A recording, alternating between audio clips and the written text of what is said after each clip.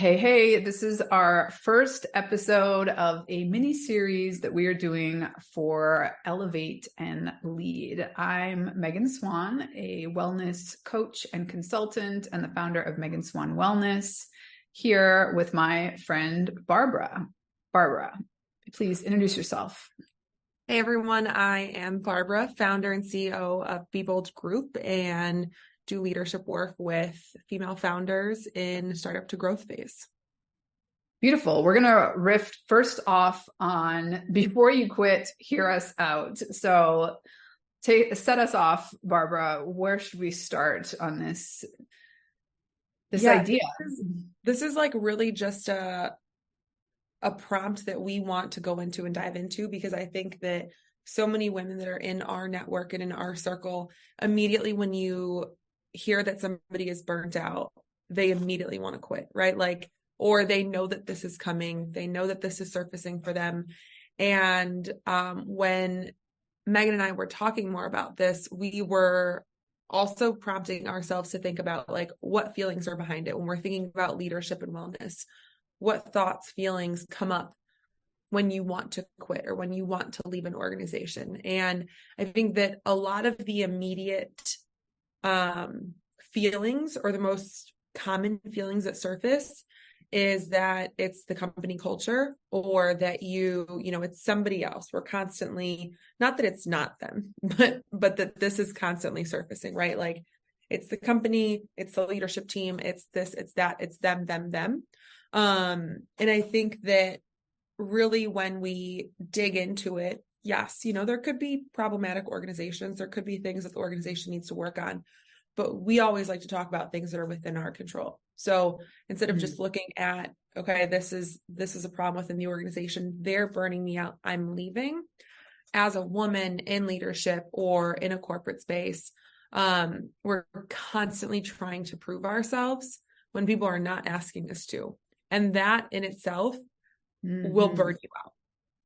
Yeah. And, Megan and I have chatted about this multiple times, of just what that does to your, yourself as a person, but your emotional wellness, how it takes a toll on your mental health.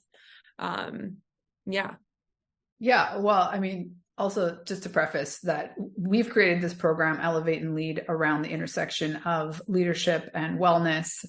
And everything that you're saying is so true. I saw a brilliant post the other day that was talking about the fact that as much as an organization wants to have these sort of Band-Aid solution wellness programs like yoga once a week, let's say, not to say there's anything wrong with yoga, big fan, but at the end of the day, if the organization is not making you feel seen, heard, valued, or that they really support your growth, then it's a very Band-Aid solution to be giving you an opportunity to do these, wellness wash solutions, when in fact, we really want to empower people from the inside out, bring back this sense of agency, as you were saying, what as an individual can I control, and how can I show up in a way that's also giving other people permission to not perform in that way, to not constantly be showing up in a way that we feel isn't authentic is a very overused word, but you're trying to be someone that you're not at the end of the day. And especially in the realm of leadership, there are different ways to be an excellent leader. Mm-hmm. And when you're trying to show up in a way that's your perception of what leadership is, a Hollywood version of it, if you will, that's going to get really exhausting really quickly. And it's this lack of recognition and lack of just being who you truly are that at the end of the day really impacts your steamrolling ahead to any sort of burnout, where if you can ultimately positively impact the culture of the organization to allow people to show up more how they are and who they are, and in alignment with their values, and still, perform and feel like they're being productive and in the capacity that the organization wants on some level, but at the same time, they're just being this permission granted to be, that no one has to be acting at work, if that makes sense. No, totally. And I'm, realizing we're on audio, but I'm over here nodding the entire time. So for anyone listening, I'm just over here like, yes, yes. And I think this idea of performing, and Meg, you can, we've chatted about this a number of times, but what does it mean when, if I'm in a context and I feel like I'm constantly having to show up as a person that is not somebody that I am? I maybe don't realize that yet, but I'm showing up to this space. It's one, performative in a sense, but also two, maybe I don't realize that that's happening. I'm showing up as this person. I go home, I'm a different person. I'm constantly feeling like I have to prove myself. I'm constantly showing up and like on this hamster wheel of just going. What does that do to just my wellness as a person, as an individual? I'm not even going into as somebody that is a part of an organization or a leader. Like, what does that do to you as a person to constantly have to do that? Well, we know like scientifically, the number one thing that puts you in a higher risk category to all chronic lifestyle diseases, anything to do with obesity, diabetes, heart disease, all these things that are dramatically impacted by lifestyle. The number one thing is that you have this constant sensation that you're not enough, that whatever you're doing, however you're showing up, it's not enough. Yes. That low level stress as a constant in your life is puts you in this really high, increases your risk to all those things independent of everything else you're doing in your life. Right. So, and I think to your point, like leaders, maybe we're showing up and acting out what we think leadership is in a visual sense. Right. But then it's also like what's going on internally, that individual is just constantly doubting themselves, constantly feeling like, oh, I need to be even, let's say, more harsh with this team member, when in fact, like there could be a really kind way to inform change, and they just haven't been given permission to embrace their kindness as their source of leadership. And I like that you named it as, and remind me, it was like a low level stress or low level, where it's just like constantly there, where that person, or, I've definitely been there.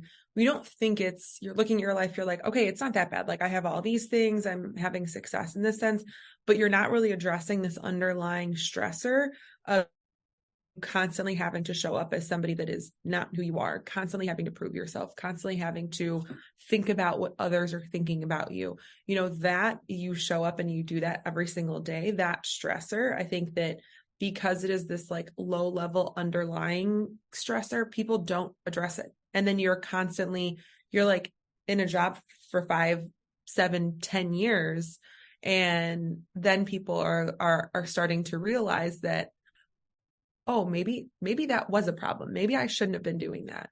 And it really doesn't have to take that long. And I think that that's what we're trying to address in the program that we're partnering on, that we've created and that we've like so beautifully built, is that we want you to continue to be this ambitious woman that does all of the things that you dream of and you want to, but also you should feel good about it. You shouldn't have to show up and feel like you are consumed by the thoughts and opinions of others, or you're constantly having to engage in hustle culture and work harder than the person next to you. Cause that's definitely real. But if we're not taking care of ourselves first, then there's nobody left to do that work. You completely tap out.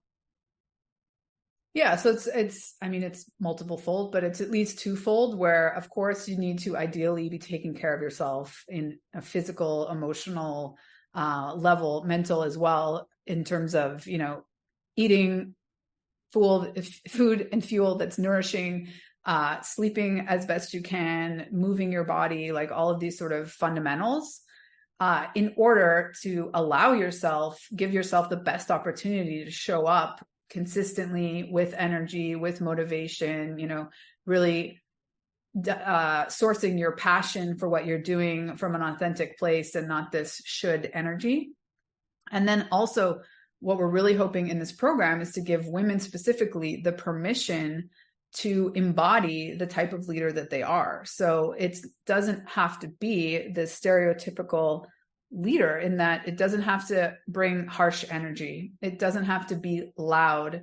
It doesn't have to be, in your face. There's so many ways to positively influence, inspire, motivate a team. And when women give themselves this permission, and ultimately we greater inform like the building of these cultures within given companies, as more and more women come into places of leadership, it will allow everybody to show up in a way that they feel more in alignment with. I think in a corporate setting, I mean, really in any setting, on some level, we're always all acting a little bit. We're always like trying to show up in some perceived narrative that we've glommed onto.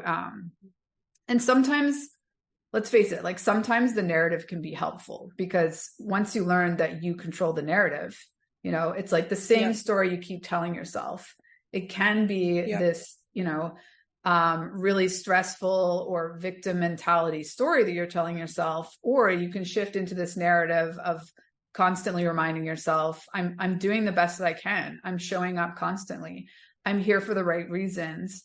I really care about these people, and reminding like that inner dialogue becomes so much more informative and grounding, that in the long term, you feel like you're enough. And that's so important, like not just for your personal experience in life, but for your health and longevity as a leader.